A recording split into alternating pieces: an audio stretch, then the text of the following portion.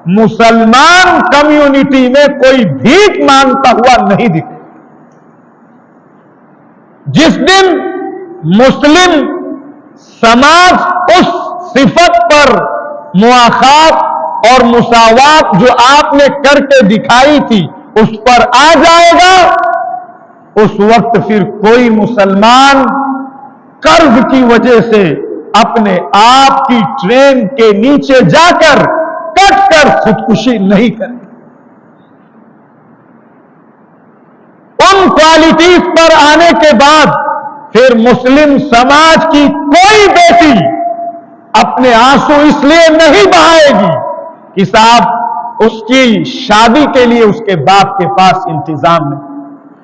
एक कदम आगे बढ़ के फिर मुस्लिम सोसाइटी की कोई बच्ची गैरों की लालच और गैरों के